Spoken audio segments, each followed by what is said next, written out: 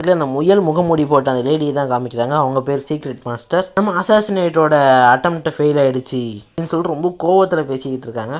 Sun இன்னும் உயிரோடு தான் இருக்கா, அதுவும் நல்லாவும் இருக்கா அப்படின்னு சொல்லிட்டு அவள் முன்னாடி ஏகப்பட்ட பேர் அவளோட அடியாட்கள் இருக்காங்க. ஸோ அவங்ககிட்ட தான் பேசிக்கிட்டு இருக்கா. நம்ம கிளைண்ட் ரொம்பவே கடுப்பில் இருக்காச்சு. உங்களுக்கு யாருக்காச்சும் தெரியுமா இது எப்படி நடந்துச்சு, எதனால் நடந்துச்சுன்னு சொல்லிட்டு கேட்கும்போது அங்கே இருக்கிற கூட்டத்தில் வருவான், ஐ திங்க் அவங்களோட பாடி கார்டில் ஒருத்தன் தான் அதை பண்ணியிருக்கோன்னு நினைக்கிறேன் அப்படின்வான். அது ரொம்ப நடுங்கிக்கிட்டே பயந்துக்கிட்டே சொல்லுவான், ஏன்னா ரொம்ப டெரர் பீஸ் போல். இவன் இப்போ சொன்னதை கேட்டு அவள் கடுப்பில் அவளோட ஒரே ஒரு விரலை வச்சு டப்புன்னு சொல்லிட்டு அவனை போட்டு தள்ளுருவான். அதுக்கப்புறம் திருப்பி அந்த மேடம் பேச ஆரம்பிக்கும். பல நூற்றாண்டுகளாக நம்ம ஷேடோ ஸ்ட்ரீம் குரூப் 100% சக்ஸஸை பார்த்துக்கிட்டு இருக்கு. ஆனால் இதுதான் நம்மளுக்கு வந்த முதல் தோல்வி. இனிமேல் இது நடக்கவே கூடாது. நம்மளோட பர்சன்டேஜ் நம்ம தக்க வச்சுக்கிட்டோன்னா நம்ம இந்த மிஷினை முடிச்சு தான் ஆகணும் அப்படின்வா. ஸோ கடுப்பில் குடிச்சிட்டு இருக்க கிளாஸை உடச்சிட்டு ஷேடோ கில் ஆர்டர் அப்படின்வா. அதுலேருந்து ஒத்துவேன், என்னது ஒரு ஸ்டூடெண்ட்டை கொள்றதுக்கு ஷேடோ கில் ஆர்டரா, அது ரொம்ப பெரிய ஆர்டர் போல். என்னென்னா ஒரு 3 பேருக்கு அந்த டீம் எப்படியாச்சும் சேர்ந்து அந்த ஒரு டார்கெட்டை கொலை பண்ணியே ஆகணும். அவங்க எல்லாத்துலேயுமே பண்ணியே முடிச்சிருவாங்க. இதுதான் அந்த ஷேடோ கில் ஆர்டர். ஸோ எல்லோரும் பயத்தில் ஓகே எஸ் அப்படின்றாங்க. ஸோ அப்படியே கட் பண்ணி இன்ட்ரெஸ்ட் அங்கே போட்டு இந்த எபிசோட நேம் போடுறாங்க, the 3 brothers of shadow stream. So அவங்க எபிசோட போகலாம். எபிசோடில் ஸ்டார்டிங்கில் ஸ்கூலுக்கு வாசலே காமிக்கிறாங்க. ஒரு சவுண்டு அப்படியே பறந்துக்கிட்டே இருக்குது. அது ஒரு நார்மல் ஈயே கிடையாது, அது ஒரு ஸ்பை கேமரா கொண்ட ஒரு ரோபோட்டி. இந்த சீக்ரெட் கேமரா மூலிமா நம்ம சீக்ரெட் மாஸ்டர் அதை பார்த்துக்கிட்டே இருப்பாங்க. அப்போ கூட இருக்கிற அலியாள்கிட்ட ஏன் அந்த சீக்ரெட் இதை வச்சு நம்ம முடிச்சிடக்கூடாதுன்னு கேட்கும்போது, மாஸ்டர் அது பப்ளிக் இஷ்யூன்ஸாக ஆகிடும் அப்படின்வான். ஓ அப்படியா, சரி வேணாம் விடு, அந்த ரூலையே ஃபாலோ பண்ணுவோம் அப்படின்றாங்க. இப்படியே போயிட்டு இருக்கும்போது சைடில் நம்ம ஹீரோ போயிட்டு இருப்பானா, இவன் தானே அந்த பையன் கூட டேட்டில் இருந்தான் அப்படின்னு சொல்லி கேட்கும்போது ஆமாம் அப்படின்வாங்க. ஸோ சைட்லேயே அவனோட பவரும் தெரியும், ஸ்டேஜ் 1ன்னு தான் தெரியும். ஸோ எஸ்பி லெவல் 5, ஸோ ஒன்றும் பிரச்சனை இல்லை அப்படின்னு சொல்லிட்டு விட்டுருவாங்க. இந்த பக்கம் கட் பண்ண நம்ம சன்னு வந்து பெரிய காரில் இறங்கிட்டு வாங் வாங் வாங் அப்படின்னு சொல்லிட்டு நம்ம ஹீரோவை பார்த்து கத்திக்கிட்டு இருப்பா. ஸோ இப்படி நடந்து போயிட்டு இருக்கிற நம்ம வாங்க வந்து பிடிச்சிட்டு, என்னடா நேற்று டேட்டு ஜாலியாக என்ஜாய் பண்ணியிருப்பேன், சொல்லி எப்படி இருந்துச்சு டேட் அப்படின்னு சொல்லி கேட்பான். இந்த பக்கம் நம்ம சியான் வந்துட்டு அவனோட ஒரு கையை எடுத்துட்டு, இந்த கையில் தானே நேற்று அவங்க 2 பேரும் ஜாலியாக பிடிச்சிட்டு போயிட்டு இருந்திருப்பீங்க அப்படின்னு சொல்லிட்டு அவன் பாட்டு கேட்டுட்டு இருப்பானா. இப்படின்னா நம்ம சன் வந்துடுவா. இவங்க 2 பேரும் நாங்கள் சும்மா தான் பேசிகிட்டு இருந்தோம் அப்படின்னு சொல்லிட்டு சமாளிப்பானுங்க. இப்படி அவங்க பேசிகிட்டு இருக்கும்போது சங்கை சுற்றி ஏகப்பட்ட பாடி கார்ட்ஸ் நிற்பாங்க. ஸோ அப்போ தான் ப்ரொஃபஸர் வருவார். சாங், நேற்று வந்து அசசன்ஸ் உங்களை கொள்றதுக்காக தான் வந்திருக்காங்க, அது மட்டும் இல்லாமல் அவங்க ஒன்றும் சாக்கலை, இன்னும் உயிரோட தான் இருக்காங்கன்னு சொல்லி கேட்கும்போது, அசசன்ஸா அப்படி யாரையும் நான் பார்க்கலையே நேற்று டைட்டன் வேர்ல்டு அப்படின்றவா. பிங்கி ஃப்ராமிஸை ஃபாலோ பண்ணுறாங்களாமா. இதெல்லாம் பார்த்துட்டு இருந்த ஜோகோ வந்துட்டு, ஆமாம்மா அது உங்களுக்கு தெரியாது, ஏன்னா அங்கே நான் இருந்தேன் அப்படின்வான். ஸோ அப்படியே கட் பண்ணி நேற்று சண்டை நடந்த டைமிங்க்கு போகிறாங்க. என்னென்னா எல்லா பிரச்சனையும் முடிச்சு விட்டு நம்ம சன்னும் அவங்க கீழே இறங்கி வருவாங்க. அந்த இடத்துல நம்ம ஜோகுவும் ஒரு டீமும் நிற்பாங்க. சரி வாங்க சம் நாங்கள் கிளம்பலாடுன்னு சொல்லிட்டு நம்ம டீமோட பாடி கார்டோட ஹெல்ப்போட நம்ம சங்கை கூட்டு போயிடுவாங்க. ஜோகு மட்டும் பக்கத்துலேயே நிற்பார். மாஸ்டர் பார்த்தேன் வேறு லெவல் அடினுவான். வாங்க உடனே ஜோகு, அந்த அசசன்ஸை நீங்கள் தான் பார்த்துக்கணும், ஏன்னா இந்த ஒரு விஷயம் உங்களுக்கு மட்டும் தான் தெரியும் அப்படின்னு சொல்லிட்டு அவன் பாட்டுக்கு போயிடுவான். இப்போ தான் பேக்ரவுண்டில் சொல்கிறாங்க என்னென்னா அந்த ரூமில் நம்ம வாங் வந்து ஜோயி 50% தான் மறக்கிற மாதிரி பண்ணியிருப்பான். பேலன்ஸ் 50% அப்படியே தான் ஞாபகம் இருக்கும். அப்போ தான் நம்ம ஜோஹு ஷேடோ கில் ஆர்டர் போட்டதை எடுத்து காமிப்பார். அதனால நீங்கள் இன்றைக்கி ஒரு ஸ்பெஷல் ரூமில் தான் இருக்க போகிறீங்க அப்படின்னு சொல்லி சொல்கிறாங்க. இது தெரிஞ்ச நம்ம சீக்ரெட் மாஸ்டர் அது எப்படி நம்ம போட்ட பிளான் அவனுக்கு எப்படி தெரிஞ்சதுன்ற மாதிரி கடுப்பில் இருப்பாள். ஸோ அதனால நாங்கள் இன்றைக்கி நிறைய சேஃப்டி மெஷர்ஸ் எடுத்துருக்கோம்னாங்க. என்னென்னா ஸ்கூல் கிட்ட மூடுவானுங்க, உள்ளே அதுக்கு முன்னாடி ஏகப்பட்ட சோல்ஜர்ஸ் பாதுகாப்பில் இருப்பாங்க. அது மட்டும் இல்லாமல் நம்ம ஜோஹுவோட அந்த ஆளுங்க இருக்காங்களா வாரியர்ஸ், ஸோ அவங்களும் அந்த ஸ்கூலை சுற்றி அப்படியே பறந்துக்கிட்டு பாதுகாப்புக்கு இருப்பாங்க.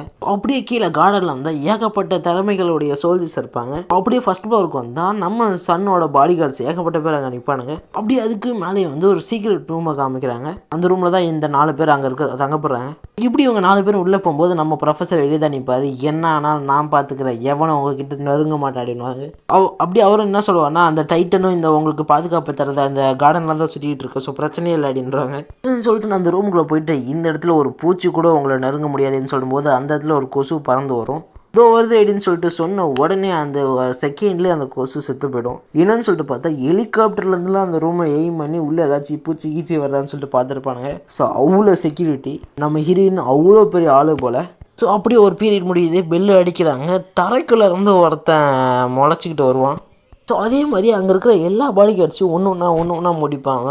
இப்படி எல்லா கார்ட்ஸையும் முடிச்சுட்டு கிரவுண்ட் ஃப்ளோர் ஃபுல்லாக கிளியர், நீ உள்ளே வரலான்னு சொல்லிட்டு சொல்லும் போது ஒரே ஒரு சிசிடிவி மட்டும் இருக்குன்னு மாதிரி சரி ஓகே அப்படின்னு சொல்லிட்டு அந்த சிசிடிவியை முடிச்சிடுவான். ஸோ இந்த பக்கம் இவங்க அதை எப்படி சொல்ல ஜோஹோவும் அந்த ப்ரொஃபஸரும் பரபரான்னு பேசிக்கிட்டு இருக்கும்போது ஐயோ சிசிடிவி முடிச்சிட்டானுங்க, கிரவுண்ட் ஃப்ளோர் கிளியர் ஆயிடுச்சு, இப்போ என்ன பண்ணுறதுன்னு தெரியாமல் முடிச்சுட்டு இருக்கும்போது ப்ரொஃபஸர் நீங்கள் கவலைப்படாத பசங்களா, என்னானாலும் சரி உங்ககிட்ட இருந்து ஒரு சின்ன முடியை கூட அவங்களால புரிஞ்சுட்டு போக முடியுது, நான் பார்த்துக்கிறேன்னு சொல்லிட்டு கெத்த டைலாக் பேசிட்டு திரும்புவார்.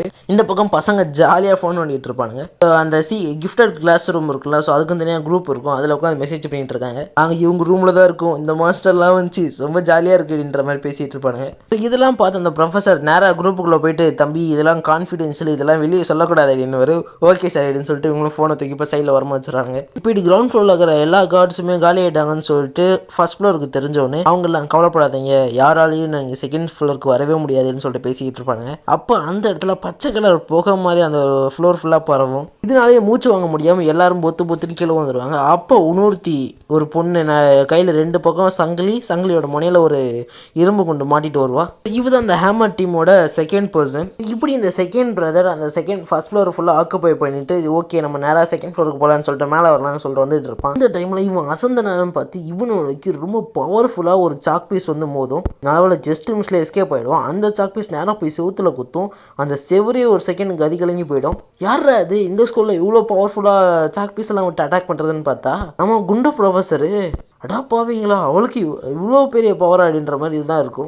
கட் பண்ணி சீக்ரெட் மாஸ்டர் காமிச்சா அவள் இந்த ரூம்குள்ளே யார் யார் இருக்காங்கன்னு சொல்லிட்டு கரெக்டாக சொல்லுவா. என்னன்னு பார்த்தா அவளோட 3வது பிரதர், அதாவது 3வது அடியாளி எங்கே இருப்பான்னு பார்த்தா அதே செகண்ட் ஃப்ளோரில் தான் இருப்பாள், பால்கனியில். ஆனால் இன்விசிபிளாக இருப்பான், யாருக்குமே தெரியாது. அது மட்டும் இல்லாமல் அவன் கையில் ஒரு ஹேமர் இருக்கும், அது ரொம்பவே பவர்ஃபுல், பவர் கண்ட்ரோலே பண்ண முடியாது அந்தளவுக்கு பவர்ஃபுல். அங்கே சுற்றிட்டு இருக்கிற பெட்ரோலாலே அதை கண்டுபிடிக்க முடியாதா, அந்த அவன் மேலே தான் இருக்கான்னு சொல்லிட்டு அவ்வளோ இன்விசிபிளாக இருப்பான்.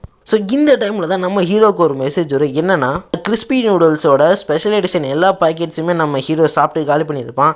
அதனால அவனுக்கு கிஃப்ட் கொடுக்குற வருமா ஒரு பெரிய சைஸ் பேக்கெட்டை வந்து உனக்கு நாங்கள் ஃப்ரீயாக கொடுக்குறோம் அப்படின்னு சொல்லிட்டு வருவாங்க. இதை இவன் ரொம்ப சந்தோஷமாக அவன் கூட இருக்கிறவங்கலாம் சொல்லிகிட்டு இருப்பான். நம்ம சோகு பார்த்துட்டு அடுப்பாவீங்களா மாஸ்டர் எவ்வளோ பெரிய ஆளாக இருப்பான்னு நினச்சேன், இன்னும் குழந்தைத்தனமாகவே இருக்காருன்ற மாதிரி ஃபீல் பண்ணிகிட்டு இருப்பானுங்க.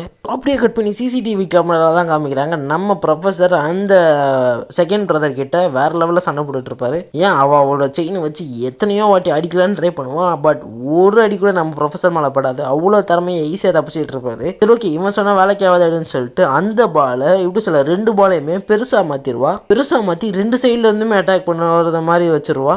டமால்னு ஒரு சவுண்டு, அவ்வளோதான் ப்ரொஃபஸரோட கதை முடிஞ்சிருச்சு அப்படின்னு சொல்லிட்டு பார்த்தா அவ்வளோ பெரிய இரும்பு பால் கொஞ்சம் கொஞ்சமாக கிராக் விட்டு டமால்னு வெடிக்கும். என்னன்னு பார்த்தா ப்ரொஃபஸரை சுற்றி ஒரு லைட் பவரமாக எடுத்துக்கிட்டு இருக்கோம். அவருக்கு அவ்வளோ பவர், அவரோட பவரை வச்சு அந்த இரும்பு பால் மொத்தத்தையும் நொறுக்கி போட்டுருவாரு. இதெல்லாம் வேலைக்கு ஆகுதுன்னு சொல்லிட்டு நான் செகண்ட் பிரதர் என்ன பண்ணுவான்னா ப்ரொஃபஸரை சுற்றி அந்த பாய்சன் பவுடரை போட்டுட்டு எஸ்கேப் ஆகி தப்பிச்சு ஓடிக்கிட்டு இருப்பா. நேராக கிட்ட இவங்களோட ரூமு கிட்ட வந்துடுவா. பட் கண்ணு மூணு பார்க்காம ஓடிட்டு இருக்கிறதுனால நம்ம ஹீரோ அந்த டைமாக பார்த்து கதவை திறப்பான். டொமால்னு கதவை முட்டி கீழே வந்துடுவா. சாரிங்க நான் கொஞ்சம் அவசரமாக போடுறேன், அதனால் தெரியாமல் கதவை திறன்ட்டு நீங்கள் வரதை பார்க்கலான்னு சொல்லிட்டு அவன் பாட்டு கேஷுவலாக போயிடுவான். இப்படி நம்ம அசந்த நேரமாக பார்த்து அந்த ப்ரொஃபஸர் வந்து ஈஸியாக அந்த செகண்ட் பிரதரை பிடிச்சிருவாரு. சார் லைட்டாக அசந்த நேரமாக பார்த்து எஸ்கேப் ஆகிட்டீங்க போலன்னு சொல்லிட்டு இப்படி 2 பேர் காலின்னு சொல்லிட்டு 3வது ஆளுக்கு தெரிஞ்சு போயிடும். அப்படியே கட் பண்ணி கீழே ஃபர்ஸ்ட் பிரதர் காமிச்சா அவன் என்ன பண்ணா அங்கே இருக்கிற கார்ட்ஸ் எல்லாத்தையுமே அடிச்சு போட்டு அங்கே ஒரு நாய்க்குட்டி இருக்கும், அதாவது நம்ம டைட்டன் தான் இருக்கும். அதை பார்த்துட்டு வாவ் எவ்வளோ க்யூட்டான்டாகன்னு சொல்லிட்டு கொஞ்சிக்கிட்டு இருப்பான். அந்த டைட்டன் ரொம்ப க்யூட்டாக அப்படியே அவனோட கையை வச்சு வாயை கடிக்கும். கடிச்சதுக்கு அப்புறம் தான் தெரியும் அந்த டைட்டன் அவனோட மொத்த பவரையுமே உறிஞ்சிரும். பகவையன் பாவம் ஃபர்ஸ்ட் பிரதர் தாத்தா மாதிரி ஆகிடுவான். இது பெரிய ஃப்ராகா மாதிரி அவனோட ஒரே பவர் விட்டு அட்டாக் பண்ணி சாவச்சிரும். அப்படியே கட் பண்ணி நம்ம ஹீரோ காமிச்சான். அவன் செகண்ட் ஃப்ளோரில் நடந்து போயிட்டு இருப்பான். அப்போ நம்ம இன்விசிபிள் மேனை பார்த்துட்டு ஓ 3வது ஆள் நீ இங்கே தான் இருக்கியா அப்படின்ற மாதிரி பேசிட்டு போவான். இதை பார்த்துட்டு 3வது பிரதர் வாயப்பழந்துருவான். அந்த டைமில் ட்ரோனில் இவனோட பேக்கேஜ் வரும். அங்கே வந்து செக் பண்ணிட்டு ஓகே இதுக்குள்ளே ஒன்றும் இல்லை வெறும் நூடுல்ஸ் பேக்கெட் தான் இருக்குன்னு சரின்னு சொல்லிட்டு அவனை இந்த நூடுல்ஸ் பாக்கெட் வாங்கி ஜாலியாக அடி பிரிச்சுட்டு சைடில் போய் வைப்பான். ஸோ நேராக அவன் பக்கத்தில் போய் உட்காந்துட்டு ஓ நீ தான் அந்த 3வது ஆளா, என்ன எல்லாரும் உன்னை கீழே தட்டிகிட்டு இருக்காங்க, நீ என்ன மேலே இருக்க, சரி ஓகே விடு இதுதான் உங்கள் அசஸ்னல் பிளான் அப்படின்னு சொல்லிட்டு பேசிகிட்டு இருப்பான். ஓகே நம்மளோட வேலை வந்துருச்சு, இவனை முடிச்சு கட்டிடுவோம் அப்படின்னு சொல்லிட்டு மொத்த பவரை திரட்டுவான். ரொம்ப பெருசாக இருக்கும். அவனோட எனர்ஜி சோர்ஸை தாங்க முடியாமல் அந்த சிசிடிவி கேமராவே ஒரு செகண்ட் ஸ்டாப் ஆகிடும். ஸோ அவ்வளோ பவர் திரட்டி அந்த சுத்தியில் வச்சு நம்ம ஹீரோ அடிக்கலாம்னு சொல்லிட்டு வருவான். பட் நம்ம ஹீரோ ஜாலியாக சிப்ஸ் சாப்பிட்டுட்டு இருப்பான், அந்த நூடுல்ஸ் சிப்ஸு. இப்படி நம்ம ஹீரோ மேலே அடிச்சோன்னே அவனும் ஒரே ஒரு கையை வச்சு தான் தடுப்பான். அவ்வளோதான் பவர் ரெண்டுமே மோதி எங்கெங்கேயோ போகும். யூனிவர்ஸ் வேர்ல்டு கேலக்சின்னு சொல்லிட்டு எவ்வளோ தூரமாக போகும். அப்படியே கட் பண்ணால் நம்ம 3வது பிரதரும் வெளியே தெரிய ஆரம்பிச்சிருவாப்புல. எஸ்பி 5 லெவலில் இருக்கிற லோ லெவலில் இருக்கிற இவனால் எப்படி என்ன தடுக்க முடிஞ்சதுன்னு சொல்லிட்டு அவ்வளோதான் பையனுக்கு மூஞ்சிலேருந்து ரத்தமாக ஊற்றும். இந்த பக்கம் கட் பண்ணி சீக்ரெட் மாஸ்டர் காமிச்சா அவள் கடுப்பில் சேரெல்லாம் தூக்கி ஸ்கிரீனில் அடிச்சிட்டு இருப்பான். அவ்வளோதான் அவன் மட்டை 3வது பிரதரும் நம்ம ஜோகு 1-2 மாஸ்டர் இவனையும் முடிச்சிட்டிங்களா, சூப்பர் மாஸ்டர், நான் நினச்சேன் நீங்கள் முடிப்பீங்கன்னு சொல்லிட்டு வருவான்.